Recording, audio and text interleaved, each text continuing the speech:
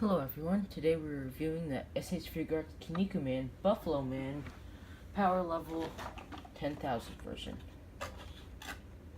So, here's the packaging. He comes in pretty standard for the Kinnikuman line. He's on the fighting body. He's number 9 in the line. Not including web store exclusives. So yeah. First, let's get into let's do accessories first. So for hands, he comes with the 2 fists that come on him in the packaging, and 2 open hands, or I just call wrestling hands basically, and they're articulated. So, for grabbing other characters. And then he also has this to recreate some, signature poses in the series. And all those snap on pretty easy. For the head sculpts, we have a worried expression, and also a yelling, powering up kind of face. And then here on the figure, he just comes with a face that's slightly smirking. So yeah, that's very cool. And right now he has these 2 medium-sized horns on, but he also comes with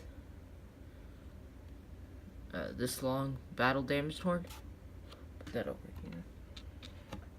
Another slightly longer horn than these 2. And then also 2 broken off horns. 2 broken horns. So yeah, you can do a lot with this figure in terms of different styles. So now we're gonna go over the articulation of Buffalo Man.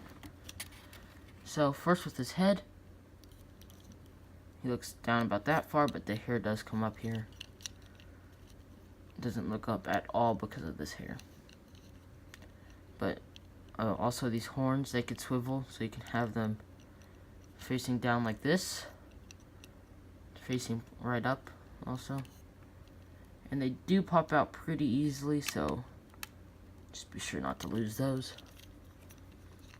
But with all Kinnikuman figures, the butterfly joint's amazing. Doesn't look that great. Well, doesn't look too bad from behind actually. But yeah, there's that. He could put his arm all the way across his chest. And double jointed here. This does hinder it a tiny bit. It's not that big of a deal though. And hand articulation here is not great. But that is just the character design. Butterfly joint here is exactly the same. Double jointed. Hands are not so good. But they do swivel. He can, let's see. He can go back pretty far. He can go forward for charging poses. About this much. Also, you can tilt these horns forward.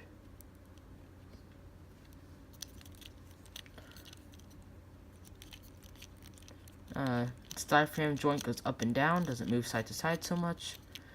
But he can't, yeah, side to side is not so great on the waist. But these legs do pop out or pull down. You can get it all the way out, full 90 degrees. And it goes back all the way as well to get those wrestling moves in.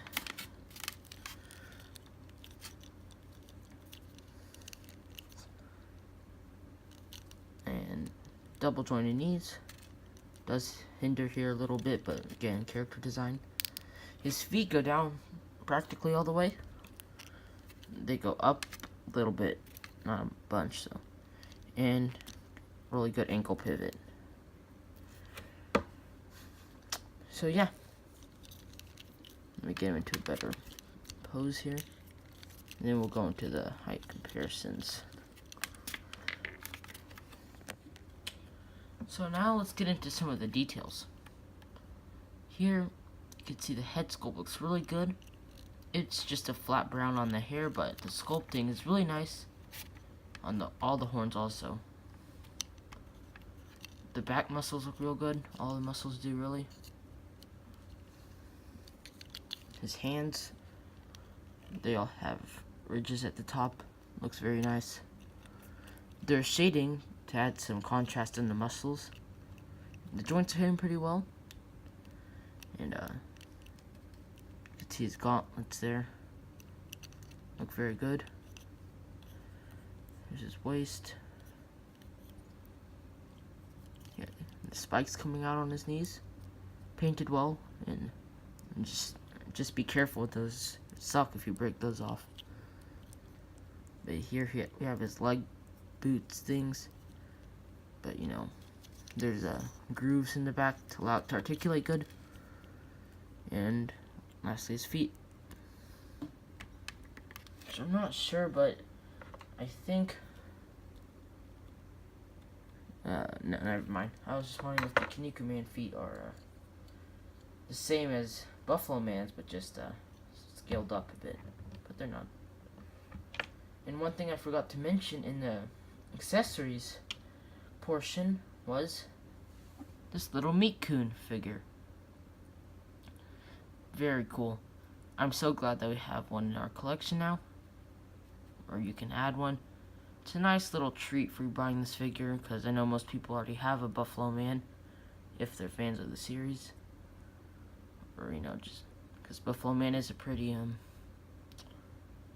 important character, I'd say.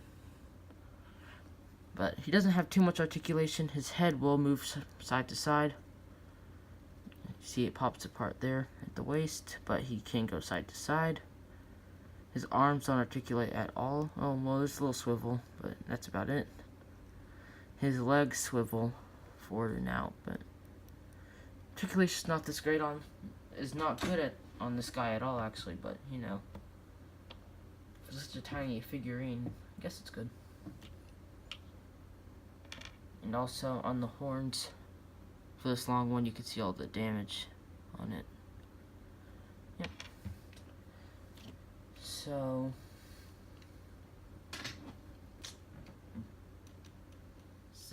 he is just a giant compared to Meat Coon, but then here he is next to Kinniku Man. And on the other side, let's put Robin Knight.